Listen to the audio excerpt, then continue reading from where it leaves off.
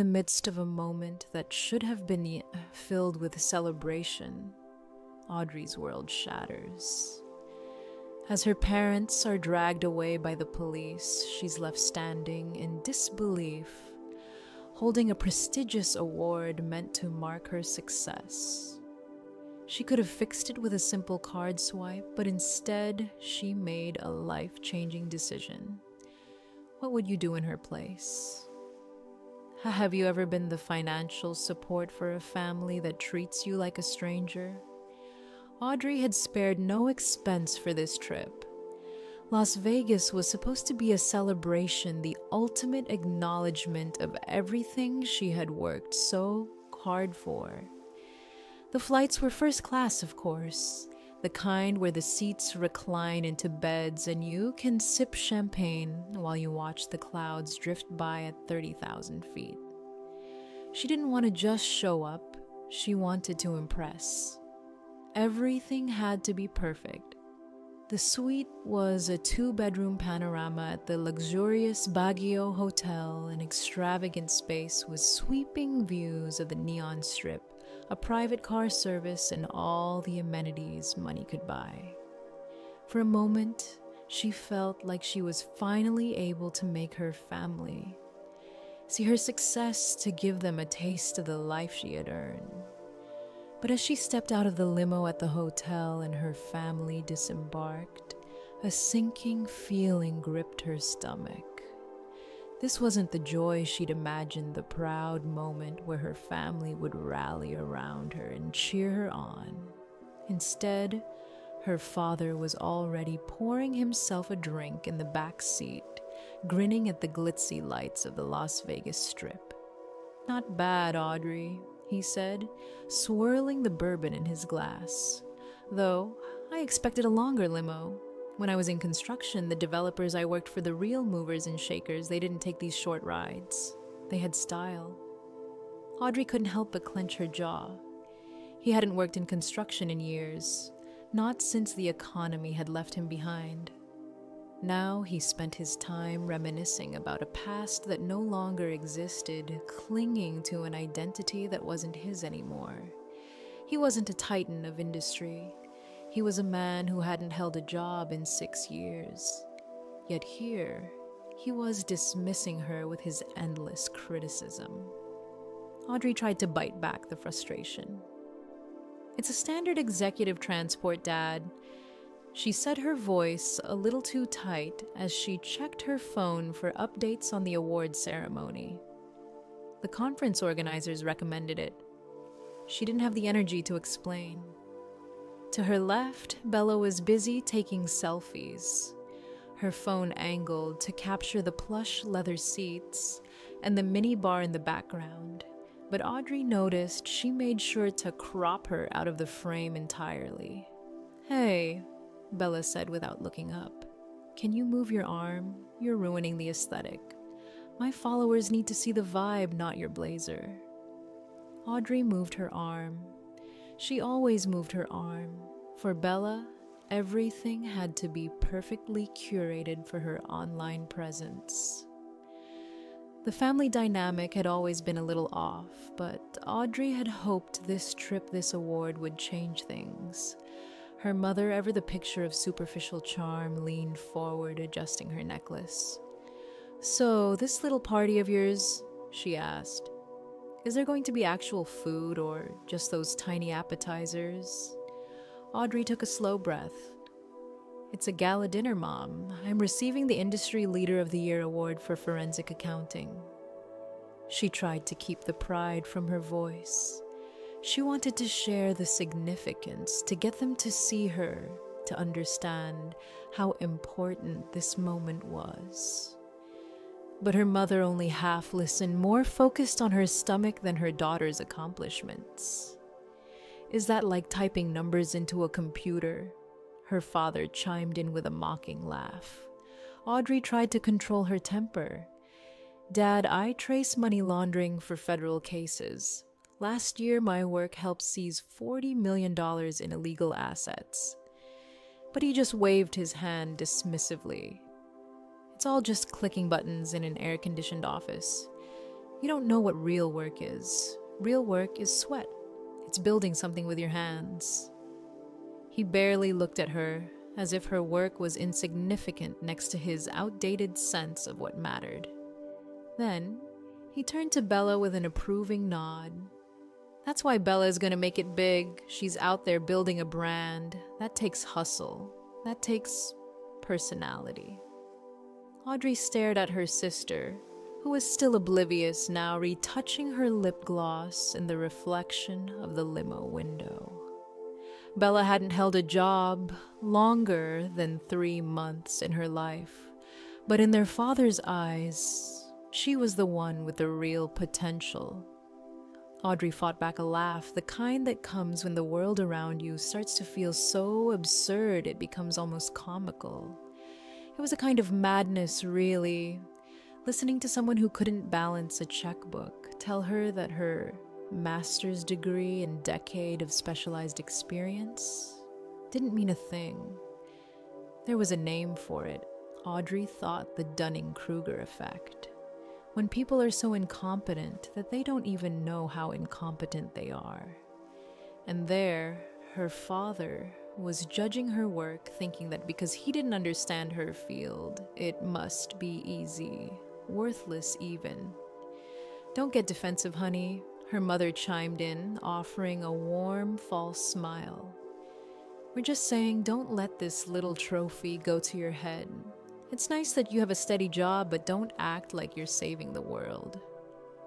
Audrey's blood boiled, but she couldn't show it. She couldn't let them see how much it hurt.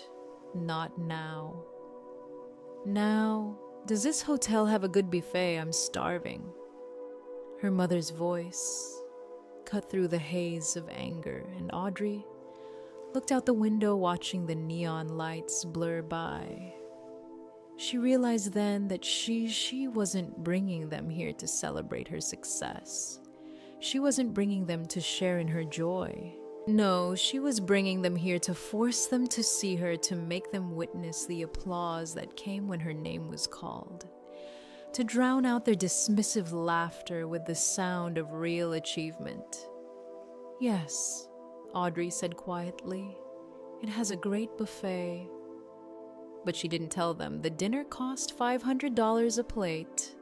She knew they wouldn't care to taste the difference. As the limo glided through the streets of Las Vegas, Audrey could feel the familiar weight of her father's dismissal pressing down on her. Forensic accounting, huh? He scoffed, his tone dripping with mockery. Fancy name for typing numbers into a computer. He didn't understand her field, and worse, he didn't want to.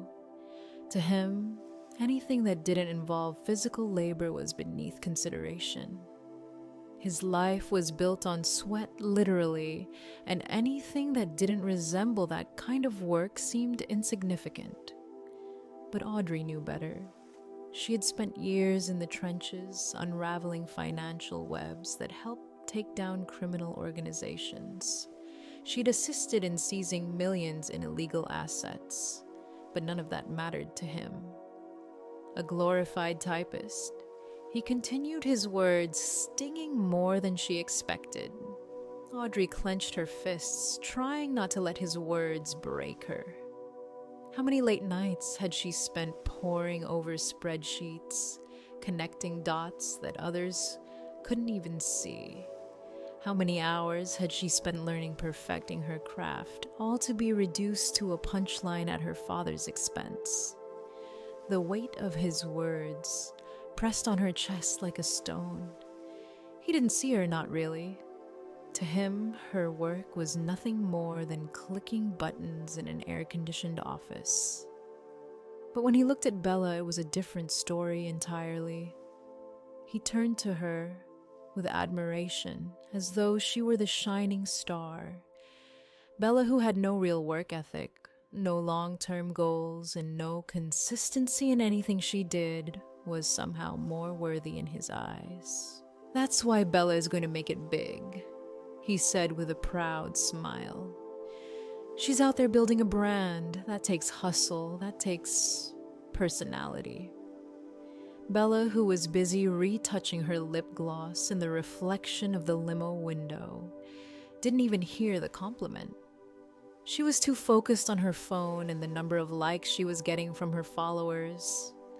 Audrey wanted to laugh, but the frustration bubbled up inside her.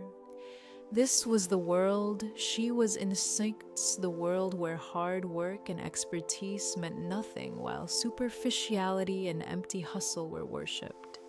It was maddening, and it was insulting. Bella's entire career was built on Instagram filters and posing for the camera, yet in their father's eyes, she was the one with the real potential. Audrey could barely keep her composure. She had spent years building a life based on skill, on intellect, and on real-world impact.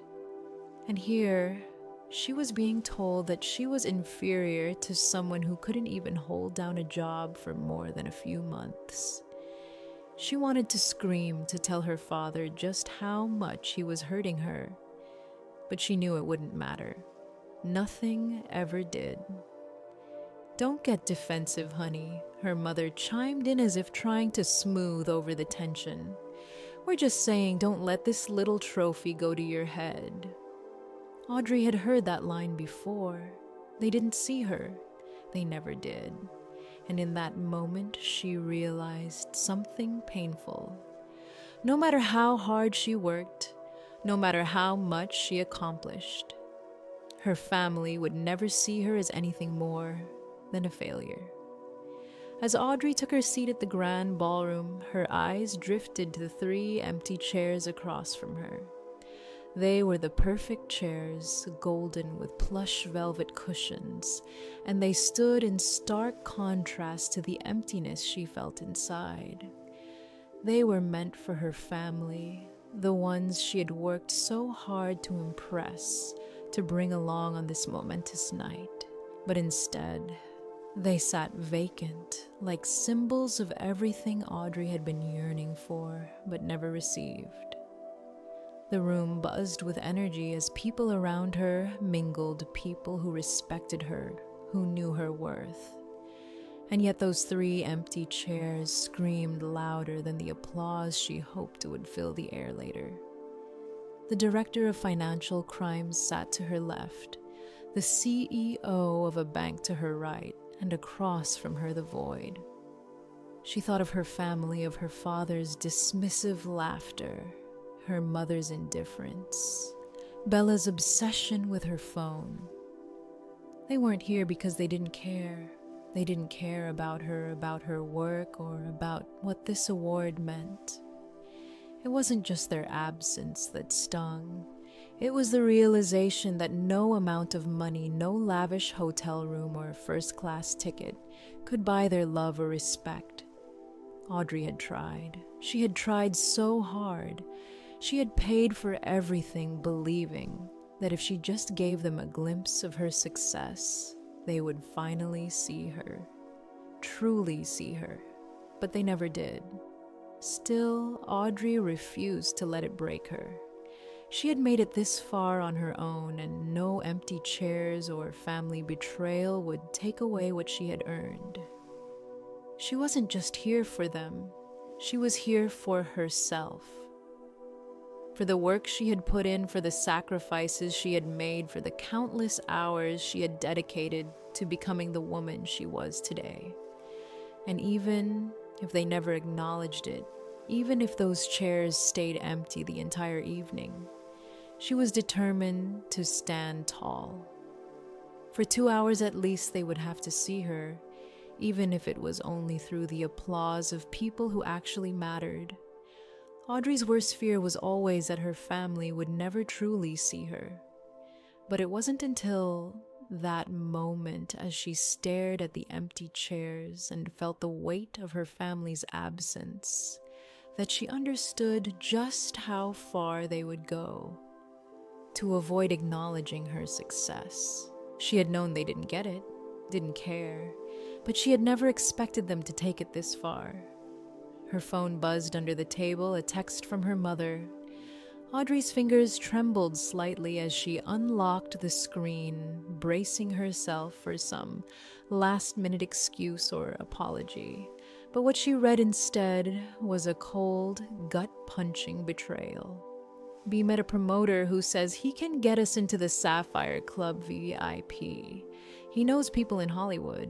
We can't miss this networking opportunity just to watch you get a paper certificate. You should be happy your sister is hustling. We'll celebrate later. The words blurred for a moment, then sharpened into focus. Sapphire Club, a strip club. Her family, her own flesh and blood, had chosen a strip club over her. Industry leader gala, a room full of actual millionaires and federal directors. A room where she had earned the right to be.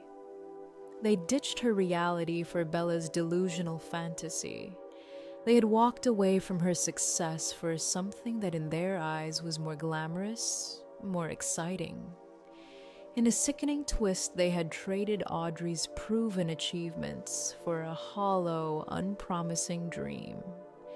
Audrey stared at the screen, the reality of it sinking in like a cold, heavy stone.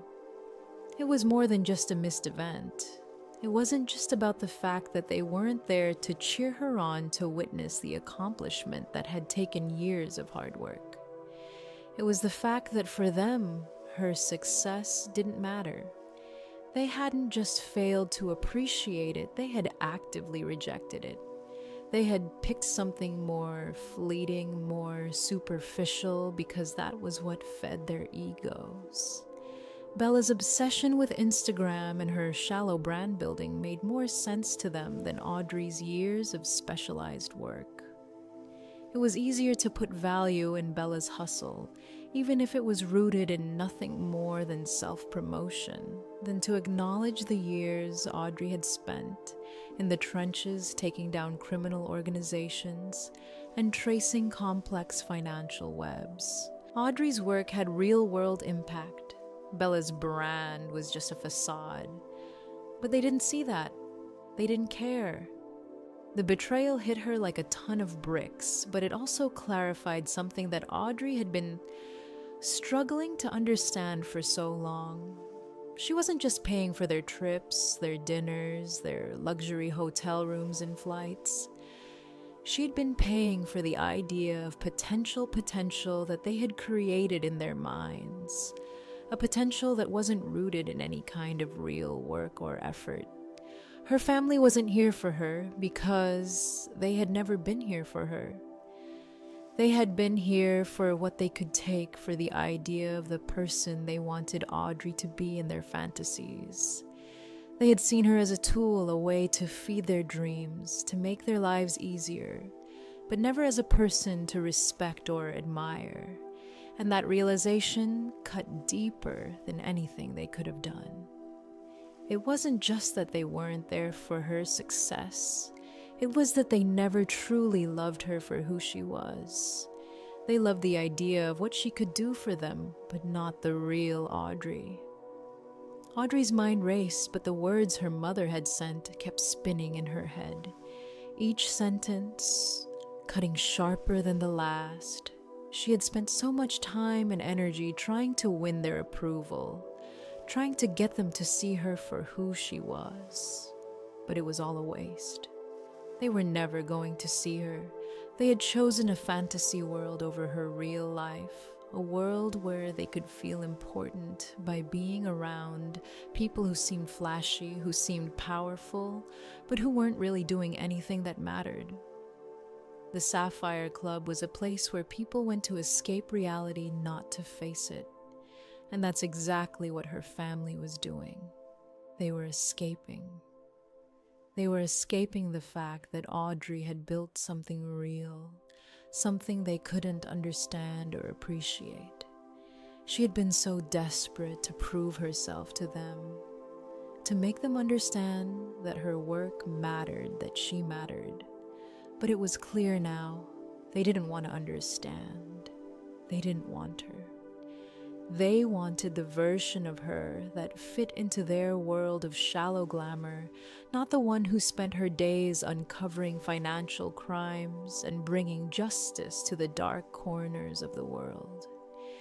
The sting of betrayal was sharp and fresh, but there was an odd clarity in it. Audrey had been paying for their approval, but what she had really been paying for was their delusion. They didn't want the woman she had become, they wanted the woman they had imagined her to be. And that wasn't something she could give them. Not anymore. The truth hit Audrey like a wave washing away everything she had once believed. She had spent so many years pouring money, time, and energy into a family that would never see her for who she truly was. But now she understood. She had been their wallet, their source of convenience, nothing more. They had never valued her, not for her achievements, not for her hard work, not for the person she had become. They had only seen her as a tool, a means to an end. And as the weight of that realization sank in, something shifted inside her. She was done. She wasn't going to keep playing this game, hoping that one day they would change, that they would suddenly appreciate her. The harsh truth was clear: her worth didn't depend on their approval. She wasn't going to beg for their love or validation anymore. Her success, her happiness, had to come from within, not from the approval of people who could never understand or appreciate her journey. They had walked out on her, and for the first time, Audrey realized that she didn't need them. It hurt, but it was also freeing. She had spent so long trying to meet their expectations, but now she could see that the only expectations she needed to meet were her own. And that was enough. Audrey's journey wasn't about earning a trophy. It was about realizing her own value beyond the expectations of her family. It was about understanding that her worth wasn't tied to their approval or their version of success. She had spent so many years measuring her value by their standards, but in the end, the only measure that mattered was the one she set for herself. If you've ever faced a similar moment of betrayal or self-realization, share it in the comments. How did you reclaim your sense of self-worth? If this story resonated with you, consider liking and subscribing for more personal, raw stories that remind us of the power in knowing our worth.